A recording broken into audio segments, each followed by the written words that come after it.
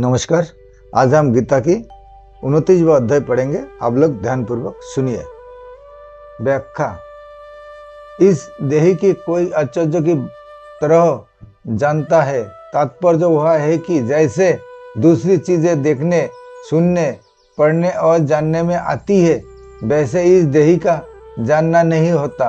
कारण कि दूसरी वस्तुएं इदता से वह करके जानते हैं, अर्थात वे जानने का विषय होती है, पर वह देही इंद्रिय, मन, बुद्धि का विषय नहीं है। इसको तो स्वयं से अपने आप से ही जाना जाता है। अपने आप से जो जानना होता है वह जानना लौकिक ज्ञान की तरह नहीं होता, वस्तुत बहुत विलक्षण होता है। 85 पद के दो अर्थ होते हैं, नेत्रों से देखना और स्वयं के द्वारा स्वयं को जानना। वह 85 पद स्वयं के द्वारा स्वयं को जानने के विषय में आया है। गीता दूसरे अध्याय का 55वां, छठे अध्याय का 20वां आदि वह नेत्र आदि करणों से देखना जानना होता है। वह दृष्टा देखने वाला, दृश्य देखने वाली वस्तु और दर्शन देखने की शक्ति वह त्रिपुटी होती है। इस त्रिपुटी से ही सांसारिक देखना जानना होता है, परंतु स्वयं के ज्ञान में वह त्रिपुटी नहीं होती, अर्थात स्वयं का ज्ञान करण सापेक्ष नहीं है। स्वयं का ज्ञान तो स्वयं के द्वारा ही होता है, अर्थात वह ज्ञान करण निरपेक्ष है। जैसे मैं हूँ ऐसा जो अपने होनेपन का ज्ञान है, इसमें किसी प्रमाण की या किसी करण की आवश्यकता नहीं है। इस होनेपन की इदता से अर्थात दृश्य रूप से नहीं देख सकते। इसका ज्ञान अपने आप को ही होता है। वह ज्ञान इंद्रियों जंत्र या बुद्धि जंत्र नहीं है। इसलिए स्वयं को अपने आप को जानना आश्चर्य की तरह होता है। जैसे अंधेरे कमरे में हम किसी चीजों को लाने जाते हैं तो हमें हमारे साथ प्रकाश भी चाहिए और नेत्र भी चाहिए, अर्थात उस अंधेरे कमरे में प्रकाश की सहायता से हम उस चीजों को नेत्रों से देखेंगे, तब उसको लाएंगे। परंतु कहीं दीपक जल रहा है और हम उस दीपक को देखने जाएंगे तो उस दीपक को देखने के लिए हमें दूसरे दीपक की आवश्यकता नहीं पड़ेगी, क्योंकि दीपक स्वयं प्रकाश है। वह अपने आप को स्वयं ही प्रकाशित करता है। ऐसे ही अपने स्वरूप को देखने के लिए किसी दूसरे प्रकाश की आवश्यकता नहीं है, क्योंकि वह देही स्वरूप स्वयं प्रकाश है। अंत वह अपने आप से ही अपने आप को जानता है। स्थूल, सूक्ष्म और कारण ये तीन शरीर है। अन्न जल से बना हुआ स्थूल शरीर है। वह स्थूल शरीर इंद्रियों का विषय है। इस स्थूल शरीर के भीतर 5 ज्ञानेंद्रिय, 5 कर्मेंद्रिय, 5 प्राण, मन और बुद्धि, इस 17 तत्वों से बना हुआ सूक्ष्म शरीर है। वह सूक्ष्म शरीर इंद्रियों का विषय नहीं है, प्रस्तुत बुद्धि का विषय है, जो बुद्धि का भी विषय नहीं है। जिसमें प्रकृति स्वभाव रहता है वह कारण शरीर है। इन तीनों शरीरों पर विचार किया जाए तो वह स्थूल शरीर मेरा स्वरूप नहीं है, क्योंकि वह प्रतिक्षण बदलता है और जानने में आता है। सूक्ष्म शरीर भी बदलता है और जानने में आता है। अंत वह भी मेरा स्वरूप नहीं है। कारण शरीर प्रकृति स्वरूप है, पर देही स्वरूप प्रकृति से भी अतीत है। अंत कारण शरीर भी मेरा स्वरूप नहीं है। वह देही जब प्रकृति को छोड़कर अपने स्वरूप को स्थित हो जाता है, तब वह अपने आप से अपने आप को जान लेता है।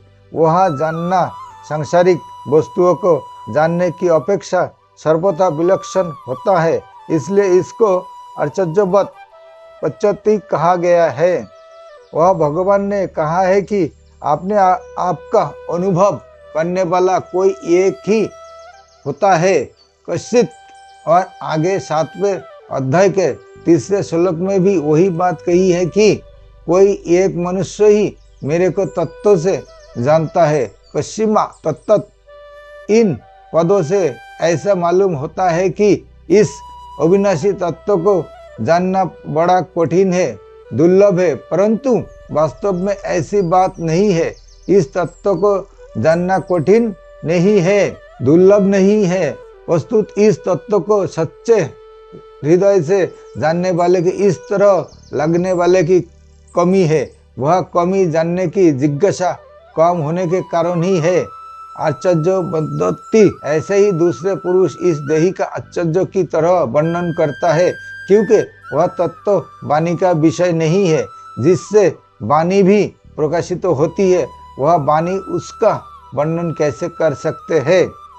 जो महापुरुष इस तत्व का वर्णन करता है, वह तो शंखा चंद्रयान की तरह वाणी से इसका केवल संकेत ही करता है, जिससे सुनने वाले का इधर लक्ष्य हो जाए। अंत इसका वर्णन आश्चर्य की तरह ही होता है।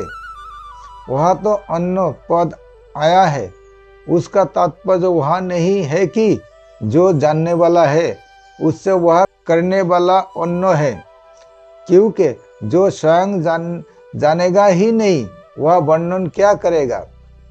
अंत इस पद का तात्पर्य वह है कि जितने जानने वाला है उनमें वर्णन करने वाला कोई एक ही होता है, कारण कि सबकी सब अनुभवी तत्वज्ञ महापुरुष उस तत्व का विवेचन करके सुनने वालों को उस तत्व तक नहीं पहुंचा सकते। उसकी शंकाओं का तर्क का पूरी तरह समाधान करने की क्षमता नहीं रखते। अंत वर्णन करने वाले की विलक्षण क्षमता का द्योतन करने के लिए ही वहाँ अन्य पद दिया गया है।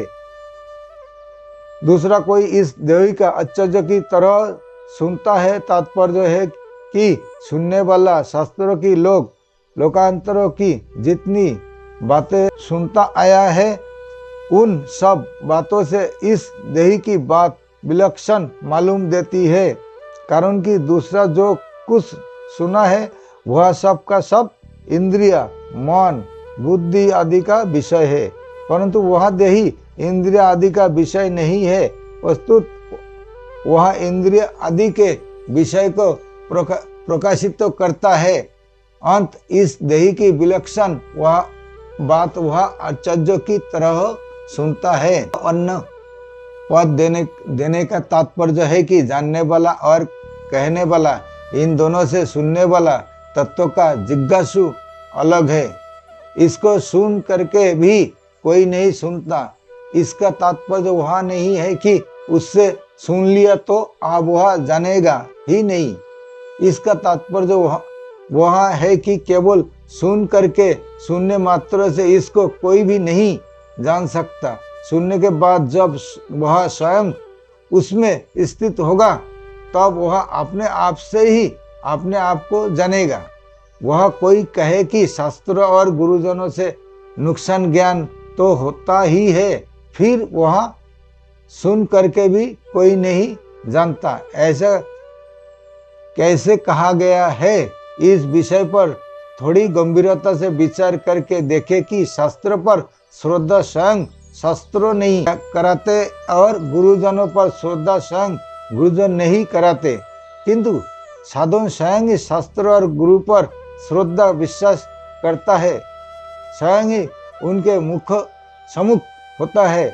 अगर स्वयं के सम्मुख हुए बिना ही ज्ञान हो जाता तो आज तक भगवान के बहुत अवतार हुए हैं, बड़े बड़े जीव मुक्त महापुरुष हुए हैं, उनके सामने कोई अज्ञानी नहीं चाहिए था, अर्थात सबकी तत्व का हो जाना चाहिए था, पर ऐसा देखने में नहीं आता। श्रद्धा विश्वास पूर्वक सुनने से स्वरूप में स्थित होने में सहायता तो जरूर मिलती है, पर स्वरूप में स्थित स्वयं ही होता है। अंत उपयुक्त पदों का तात्पर्य तत्व ज्ञान की असंभव बताने में नहीं, वस्तुतः तो उसे करुण निरपेक्ष बताने में है। मनुष्य किसी भी रीति से तत्व को जानने का प्रयत्न क्यों ना करे, पर अंत में अपने आप से ही अपने आप को जानेगा। श्रवण, मन आदि साधन तत्व के ज्ञान में परस्परागत साधन माने जा सकते हैं, पर वास्तविक बोध करुण निरपेक्ष अपने आप से ही होते हैं। अपने आप से अपने आप को जानना क्या होता है? ये एक होता है करना, एक होता है देखना और एक होता है जानना। करने में कर्मेंद्रियों की, देखने में ज्ञानेंद्रियों की और जानने में स्वयं की मुखरता होता है। ज्ञानेंद्रियों के द्वारा जानना नहीं होता, वस्तुत देखना होता है, जो कि व्यवहार में उपयोगी है। स्वयं के द्वारा जो जानना होता है वह दो तरह का होता है। एक तो शरीर संसार के साथ मेरी सदा भिन्नता है और दूसरा परमात्मा के साथ मेरी सदा अभिमानता है। दूसरे शब्दों में परिवर्तनशील नाशवान पदार्थों के साथ मेरा किंचित मात्र भी संबंध नहीं है और अपरिवर्तनशील अविनाशी परमात्मा के साथ मेरा नित्य संबंध है। ऐसा जानने के बाद फिर सत अनुभव होता है। उस अनुभव का वाणी से वर्णन नहीं हो सकता, वह तो बुद्धि भी चुप हो जाती है। परिशिष्ट भाव शरीर की शून्य मात्र से अर्थात अभ्यास के द्वारा नहीं जान सकते, पर जिज्ञासु पूर्वक तत्व अनुभवी महापुरुषों से सुनकर ज्ञान करते हैं। करने का तात्पर्य है कि तत्व का अनुभव करने वालों में भी वर्णन करने वाला कोई एक ही होता है। सबके सब अनुभव करने वाले उसका वर्णन नहीं कर सकते। जैसे संसार में शून्य मात्र से विवाह नहीं होता, वस्तुतः स्त्री और पुरुष एक दूसरे को पति पत्नी रूप से स्वीकार करते हैं तब विवाह होता है। ऐसे ही शून्य मात्र से परमात्मा तत्व को कोई भी नहीं जान सकता। वस्तुतः सुनने के बाद जब स्वयं उसको स्वीकार करेगा अथवा उसमें स्थित होगा, तब स्वयं से उसको जानेगा। अंत शून्य मात्र से मनुष्य ज्ञान की बातें सीख सकता है, दूसरे को सुना सकता है, लिख सकता है, व्याख्यान दे सकता है, विवेचन कर सकता है, पर अनुभव नहीं कर सकते। परमात्मा तत्व को केवल शून्य मात्र से नहीं जान सकते, वस्तुतः सुनकर उपासना करने से ज्ञान जान सकता है। अगर परमात्मा तत्व का वर्णन करने वाला अनुभवी हो और सुनने वाला श्रद्धालु हो तथा जिज्ञासु हो तो तत्काल भी ज्ञान हो सकता है। नमस्कार, आज के लिए इतना।